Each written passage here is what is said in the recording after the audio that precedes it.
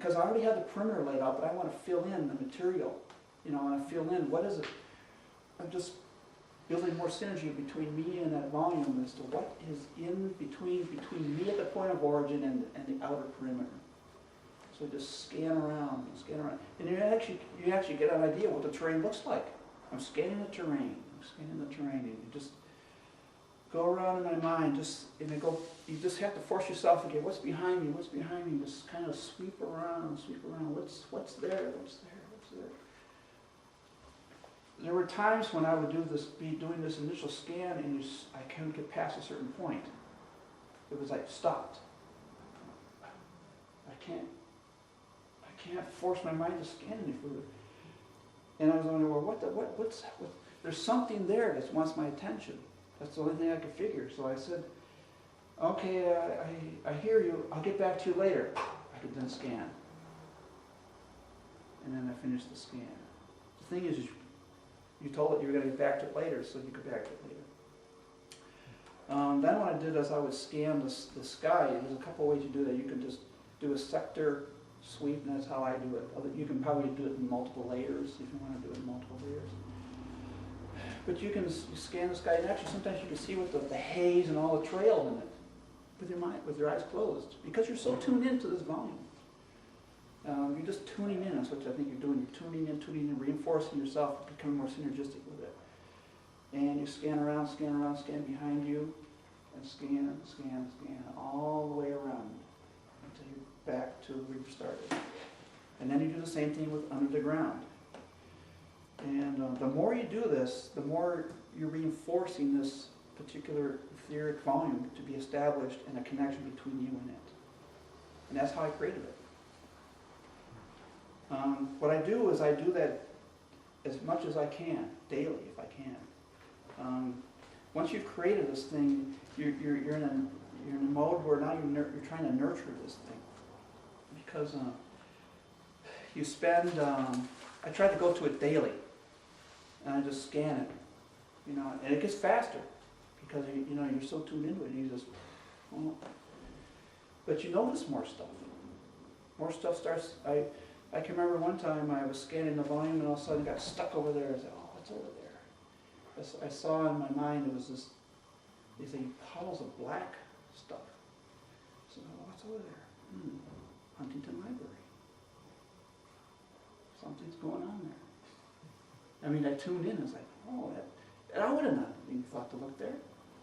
And so that's another benefit you have, is because you get information now from this volume as you're scanning it. And another person, this volume that was done in Caltech was done by 2 people. The other person, she was scanning on the ground, and she came across these creatures in the ground, and they needed help, and she helped them, and they were happy about it. That's what happens. Who would have thought? A lot of times you scan and you're scanning for problems, or you're scanning for things that want help. Okay?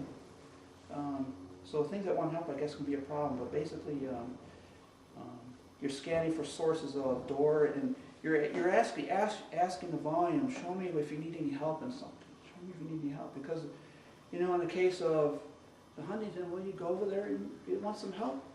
If you have a way of directing energy into there, helping it out, you can, or deploy Orgonite or whatever. Whatever works, how you want to solve that problem. One of the things I notice around here is you don't get much clouds, so you don't have the ability to absorb energy from a natural cloud and redirect it to some place, like I was able to do in Santa Fe. The clouds in Santa Fe were beautiful, powerful clouds. But, when you're nurturing this volume, you're in a mode where you're kind of like a steward for it. You're not a controller. You're working with it. You're there to help it, and it's there to help you. Okay. So now what happens is I actually forgot to tell you in the declaration phase how to actually program what you want done in the volume. So you've declared the volume. You've visualized this outside. You scan the volume and the terrain level, the atmosphere, and into the ground. And now you want to program it. And I program it for two basic things. What I'd say is, okay, I am the primary steward of this volume. I'm the only one that can program this volume. So you're putting a safeguard in so it can't be overridden. The first thing I want to do is, the first program item is this. All door within this volume is to transmute to positive Oregon energy. And then I state, what does that mean? Door means deadly Oregon energy or negative energy, because you may not know what door means. So you have to kind of help it along. So I'd be as just explicit as you can to describe what you just said in simplest terms. And use whatever resources that are within this volume to do that transmutation. Hopefully there's a lot of orgonite in there. You know, maybe you can use the water or the natural environment to do it. Whatever, to say just use whatever's in this environment contained within this volume to do that transmuting.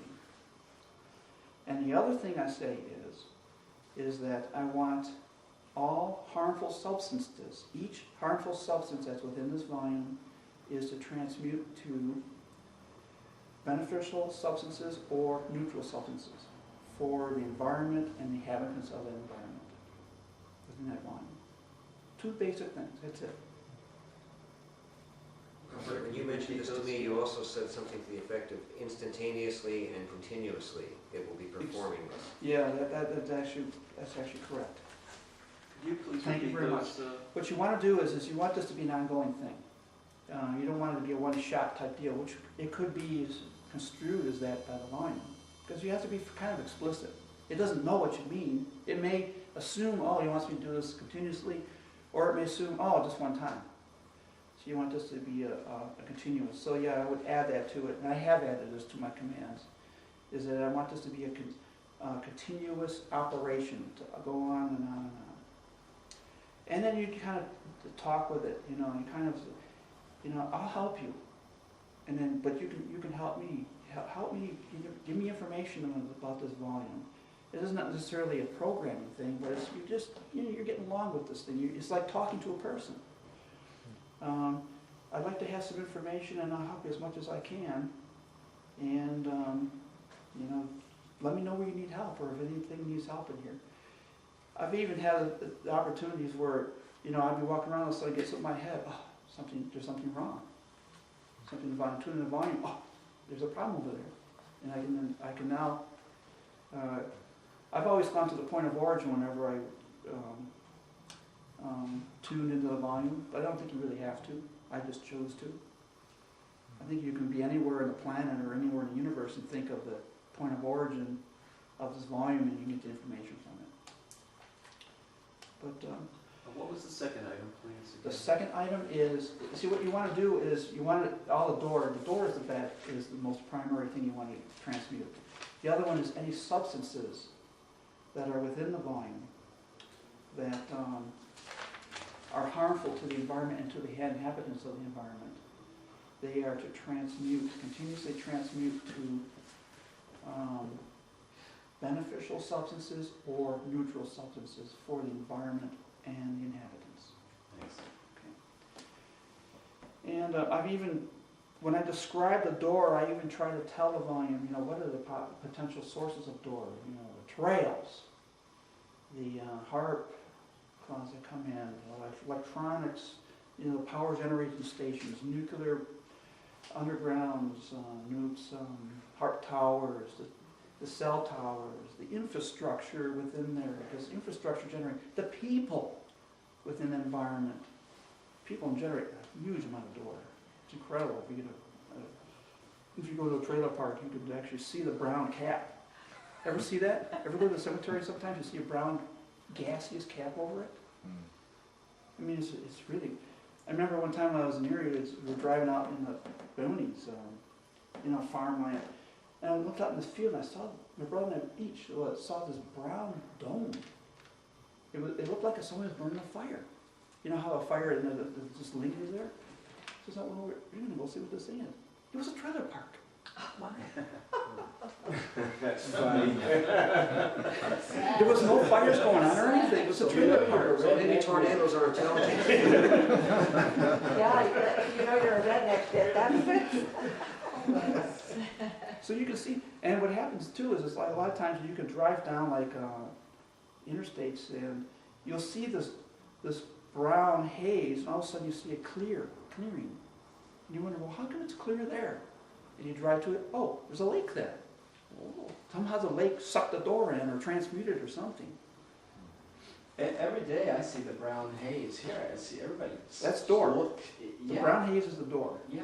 And it's, you see it over these, you know, these power station junctions where all these big power lines come in. You'll see it, a cap over that. Yeah. I've seen that too. It's like, man, that's bad. A couple hugs in there and clears it right up. Really good. Oh, 'Cause yeah. I just moved to an area the lines run literally like 100 yards away across. If you see a brown cap, you know, a door cap, Yeah. just deploy some organ on and it's cleared up just like that. See, the thing, we were able to reclaim and get a sunset. We built a really big cloudbuster. I'll show you pictures of it. And it's a monster. And we were able to get the sunsets then, eventually in Erie, Pennsylvania. Because the sun, you know, in order to get a sunset, you have to clear a lot of sky for long range. And my brother and I would be sitting there, and these people would be on the shore, say, "Oh, look at that beautiful orange sunset." And I go, "You know, sunsets aren't supposed to be orange. They're orange because of door. Door is what makes the sunset orange. The sunset should be, you know, the sun just should set in a blue sky. Boom, that's it, it's over. That's a nice sunset. An orange sunset is not a nice sunset." So the goal was, you know, then was to try and make it like a yellow or a silvery sunset, not an orange, and we actually did it a couple times. You enlightened me, I didn't know there was anything different other than an orange sunset. Oh yeah, and we've had them where Oh. a nice yellow sunset and not even any haze at all. I mean, it just the sun just goes down and is blue around it. I mean, it's Wow. beautiful. It's like beautiful. I miss those days. Well, we had an orange sunset, 2 days ago? It was, Well, because of the door over the ocean. oh, we got blasted with chemtrails. Well, but see, most of the door is in the ocean because you're going through all that atmosphere. Think of it, it's west of here. So there's a lot of door over the ocean. And now we gotta get rid of it. All right, where am I now? I think we've programmed it. The thing you want to make sure is that you want to tell the volume that only the primary steward, which is you, can program it. Nobody else can program it, only the primary steward, which is, and it's best to tell them your name, you know, and then the other participants. You know, you say, oh, there's other people associated with this, and you give them the names, and you actually picture the more you can get pictures to the volume, the better I think it is. You know, because it operates on pictures. Okay, so now, that's basically it. You spend as much time as you can with this. You're nurturing it. You're developing it. It's getting stronger as you interact with it more. It actually gets stronger, and you reinforce what you want it to do. And it's not like you're a controller of this thing. You actually kind of brought it into existence, but you don't want to be a controller like a god. You know, you just want to work with it. Is it something there to work? You kind of have the spirit in your mind is that we're working together and we're trying to solve this problem, and it's a good problem to be solved. And so I would daily scan the volume, ask the volume if it needs help anywhere. What I do then is when I scan the volume, you can go in a couple modes. You can scan for the physical features that you'll see, you know, like the terrain, and you can see. And then what I do sometimes is if something catches my eye, I say, oh, I'm going to switch to scanning the etheric mode. What does it look like in etherics? What does the energy look like? And it's amazing because you get a different picture. The energy will look different. Like remember I was scanning the volume here, the one that they created in Pasadena, and I saw this. I I saw something interesting there, and I said, oh, what does it look like in theory? I saw this energy, it looked like it was coming out 45 degrees, it was like and then like a wavy thing close to the ground. I said, well, what is that? So I just told the volume, okay, I get an idea where the location is. I'll go on a map and I'll douse what this is there, and I found what was there. And you just pound it with some morganite and problem solved. So you can do that. I mean, I'm sure you guys are probably more creative than I am, but as to how you want to deal with, interact with this volume. But that's what I do daily. There's another thing what I do now is I was trying to solve this problem because the planes would still come in the volume. It's one thing, the trails come in the volume and the volume will actually transmute it, but you don't want them in there to begin with. So I thought, well, how can I discourage these guys from coming in? And so I thought, well, I'm going to create these energy balls, put them in this fountain. Okay? And how I created these energy balls, this is how I do it, but doesn't mean how you want to do it. I create in my mind a small kernel. I have energy that comes through me, and I pump it up my heart center.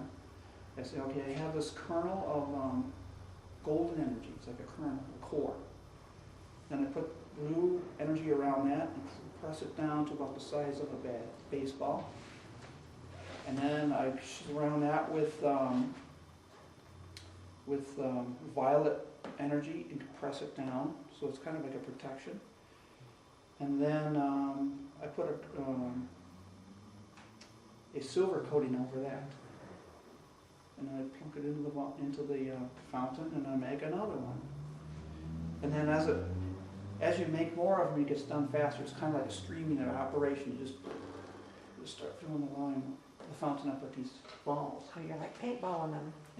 And what happens is that pretty soon I got to the point where I could make like 20,000 of them in a very, within 10 minutes. And you just vision yourself this operation is just occurring, and you're creating, and these balls are just filling up. You can see them in your mind, just piling up in your mind. And so I said, okay, now these are auto-deployed. What I'm going to do is, any crew members of any planes that come through this volume that sprays a trail, each of them gets, 3 of these balls deployed into them and detonated. And they stayed out. It was incredible. It worked. It's like, wow, it actually worked. Wow. What you noticed though is they would fly outside the volume and drift the trails in. So I thought, I'll just reprogram it. Any trails that drift in, whoever created it, the crews, You can go up the chain of command or down. Then what happens is I said, well, now what I'm going to do is I'll go up the chain of command, whoever gave them the command to do this, and then whoever gave them the command, and so forth on the top, they each get deployed, these 3 of them into them and detonated. And it's incredible. They stay way out. So you were asking, how can I impact beyond the original sphere, or the original volume? That's how I solved that problem. Mm-hmm. Then what happened was, I noticed that the silts would hang out in my volume, big time. Cool. They were just hanging around there, just like, wow. It's like, and they're beautiful, absolutely beautiful. Come to Pasadena sometime, you see these beautiful silts. And they would take energy balls. So I thought, well, cool, I'll make that. I used to only make like 100 of them because I don't know how many planes are there and how many crew, and then I make maybe 200. And it was the point where I had to make 10 to 20,000 of them. Mm-hmm. So I would say to any of the beneficial entities within that volume, you can use my energy ball, and not only ones in the sky but in the ground as well. They're in the ground. And it was interesting because I programmed my volume to allow them to do that. And, I looked up, in my mind's eye, I would see my spheres is kind of like this in the sky. They're like mines. They were just there. Like kids chasing soap bubbles. Well, they were just hanging in the sky, you know, I could see them up there in my mind's eye. So I'm like, wow, well, that's pretty cool. It's like, but you see, you can tune into how many are there. When I did that, I could see the pile kind of reduced, you know. And I had to put a limit on it. I had to say, okay, you can take as many as you want, but leave 1,000 of them. If there's less than 1,000, don't take any more, because those are for my auto deploy. Okay. Robert, you had also mentioned to me about amplifying the power of these balls with the Christos energy, which Yes. you might want Yeah. What I do is I use the Spirit Christos as a enhancement. I have a connection to it. Other people might have a connection to St. Michael or whatever. You know, you can figure out how you want to work that out. The silver coating that goes on it. What I did was originally is I created these balls with the violet on them, and I did deposit them. And then I wanted to enhance them, so I make a connection with Christos, because you have that connection if you have a soul. You have the connection to that upper consciousness. And I said I want to potentize these balls to 100 times whatever I are currently in them. Potentize them to 100 times, and then put a protection on them. And when I did that, you can actually feel the flow come through. It's incredible. It comes right through here. And all of a sudden I would see like a silver coating come on these balls. I didn't even, oh, that's what that is. It must be silver. That's how your energy must be silver or something like that. So and you just see them all, they all come silver. It's like, oh, that's cool. So that's what I do with how I potentize them. And I think what happens too is those things are such a high frequency, they can't touch them, and they're going to leave them alone. So that's the reason why I did that. Because I don't want these other low-level entities or whatever come and taking them or destroying them somehow. So that's why I originally thought the idea of having Christos, you know, do whatever they can to keep them from only be, so that they can only be used by benevolent beings, as opposed to malevolent beings. When you create the energy balls and you're depositing them or you're having them in a energy, are you actually near the location, or you're in the location in your mind and etherically? Like say, for instance, you said a fountain. So are you creating near the fountain, or are you actually at your house, knowing where the fountain is and doing it? Whenever I interact with the volume, I'm always at the point of origin. I have yet to try it remotely, and I imagine you can do it remotely. So is the fountain your point of origin? Yes. Okay, so that's where you go. That's where to I go. connect. And I walk every day anyways, so it's like it's on the way. It's not like it's an extra trip. Okay. It's something I do anyways. It's a natural thing. And so part of my walk is, you know, the point of origin. I stop in and spend time with it. I tune into it, figure out what's going on, get some information from it. You know, you can ask it. You know, I'm kind of a daily visitor here. Get a list of problems, and you know, and when I tune in, give me what your problems are. You can do that. You know, it's an interactive thing. You have that connection to it, and it gets stronger. The more you tune into it, the stronger it gets built. Does it matter what time of day you do this? No, doesn't matter. What's interesting though is that, you know, you can actually see I can actually always see in my mind, no matter where I am, how much ammo is left. You can see the pile. You know, I can tell when it's low. It's when I start seeing problems in the sky. It's like, oh man, I got to go replenish the stock.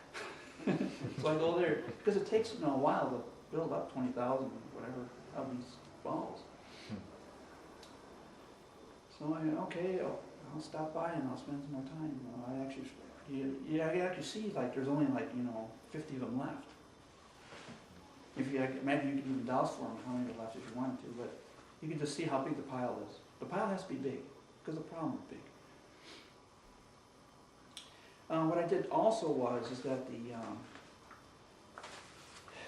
You know, when I first, I used to only make 10,000 of those things, and I allowed the sales to use them at will, and they took them all, like that. And the only thing I can think of is they used them not only in my lawn, but anywhere they wanted, which I thought was all right, but I had to kind of say, you know, try to focus on using these in the volume. But if you really have a really bad problem somewhere else, yeah, you can use some, but try to focus on the volume. And they actually did. It did. The whole pile just go, you know, they're gone because they'll take them. Robert, I'm trying to sort through sills myself and see what's real and be able to spot them as opposed to like a fanning out chemtrail.